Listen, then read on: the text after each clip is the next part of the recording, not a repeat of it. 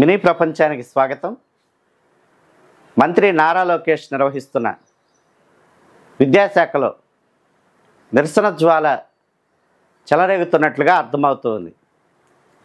ఈ నెల 21వ తేదీన అన్ని ఉపాధ్యాయ సంఘాలు జిల్లా కేంద్రంలోని విద్యాశాఖ అధికారి కార్యాలయం ముట్టడికి పిలుపునివ్వటమే ఆ మాటలకు నిదర్శనంగా కనపడుతూ ఉంది.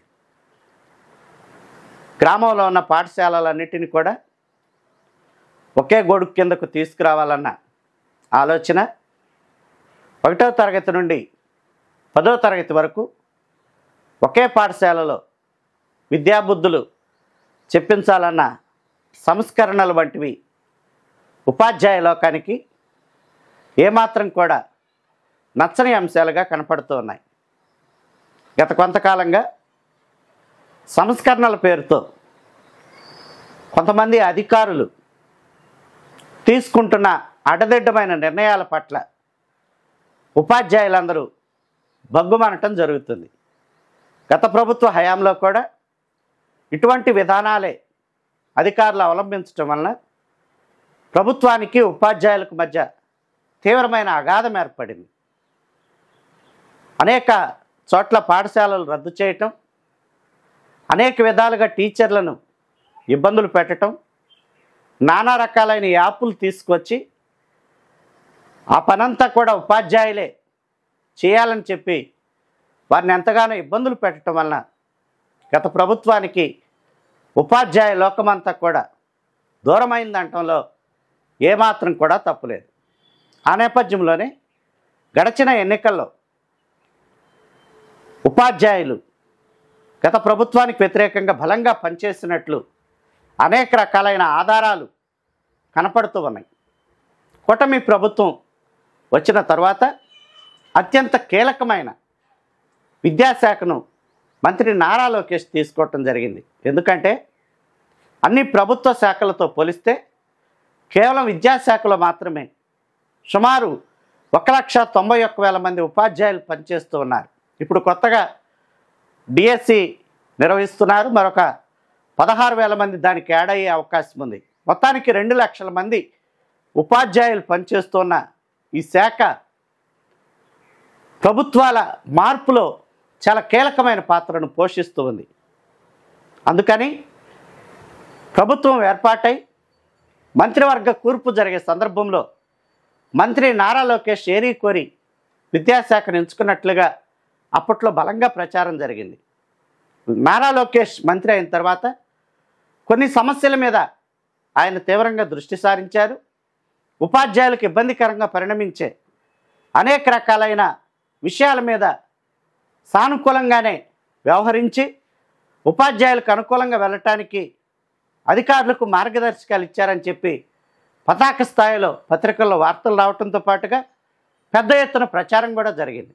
అయితే మంత్రి నారా లోకేష్ సానుకూలంగానే ఉన్నప్పటికీ విద్యాశాఖలో ఉన్న ఉన్నతాధికారులు మాత్రం ఉపాధ్యాయుల పట్ల పాత ప్రభుత్వ ఆలోచన విధానంతోనే ఉన్నట్లుగా అర్థమవుతుంది. అనేక సందర్భాల్లో సంస్కరణల పేరుతో తీసుకువస్తున్న అనేక రకాలైన మార్పులను ఉపాధ్యాయ సంఘాలు విద్యాశాఖలోని ఉన్నతాధికారుల దృష్టికి తీసుకువెళ్ళటం జరిగింది.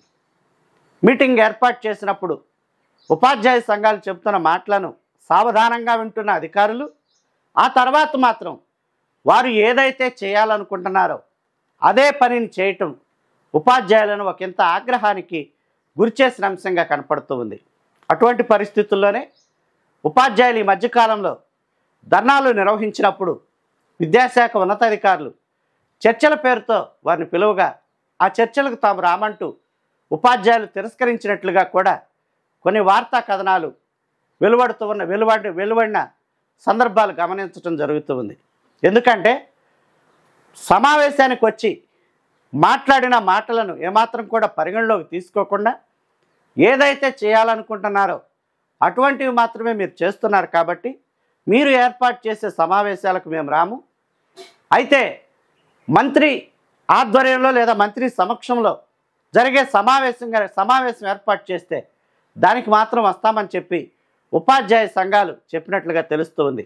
వాస్తవానికి ప్రభుత్వానికి ఉపాధ్యాయులకు మధ్య వారధిగా ఉన్న అధికారులు నిజమైన స్వరాన్ని లేదా నిజమైన అభిప్రాయాన్ని ప్రభుత్వాధినేతలకు కానీ మంత్రుల దృష్టికి కానీ తీసుకువెళ్లకుండా మసిపూసి మారేడుకాయ చేస్తున్నారన్న ఆలోచన అన్ని శాఖల్లో ఉన్నట్లుగానే విద్యాశాఖలో కూడా అదే ఆలోచన కనపడతా ఉంది. వాస్తవం కూడా అదే జరుగుతూ ఉన్నట్లుగా కొంతమంది ఉపాధ్యాయ సంఘాల నేతలు చెబుతూ ఉన్నారు. కాబట్టి మంత్రి నారా లోకేష్ సమక్షంలో ఒక మీటింగ్ ఏర్పాటు చేస్తే వచ్చి ఆయనకి తమ బాధలను వివరించుకుంటామని చెప్పి ఉపాధ్యాయులు వెల్లడించటం అనేది హర్షించదగిన పరిణామంగానే కనపడుతుంది. మొత్తం మీద ప్రభుత్వం వచ్చిన కేవలం ఏడాది కాలంలోనే ఎక్కువ సంఖ్య కలిగిన ఉపాధ్యాయ సంఘాలు అన్ని సంఘాలు కలిపి కూడా రోడ్డెక్కటానికి సిద్ధపడటం అనేది అధికారంలో ఉన్న ప్రభుత్వానికి కొంత ఇబ్బందికరమైన అంశంగానే కనపడుతుంది. అయితే ఈ విషయంలో మన మంత్రి నారా లోకేష్ జోక్యం చేసుకొని ఒక అనుకూలమైన వాతావరణాన్ని లేదా సానుకూలమైన నిర్ణయాన్ని తీసుకోవటానికి వీలుగా లేదా ఉపాధ్యాయుల్లో వెలువెత్తుతున్న ఆగ్రహావేశాలను అన్నిటిని కూడా కట్టడి చేయటానికి వీలుగా ఆయన సానుకూలమైన నిర్ణయాలు తీసుకొని అధికారులు చేస్తున్న ఒంటెద్దు పోకడలకు కళ్ళె వేస్తారన్న ప్రచారం కూడా బలంగా జరుగుతుంది. మొత్తానికైతే మాత్రం ఉపాధ్యాయులు 21వ తారీఖు జిల్లా విద్యాశాఖ అధికారుల కార్యాలయాల ముట్టడికి పిలుపునివ్వటం అనేది సర్వత్రా చర్చనీయాంశంగా మారింది.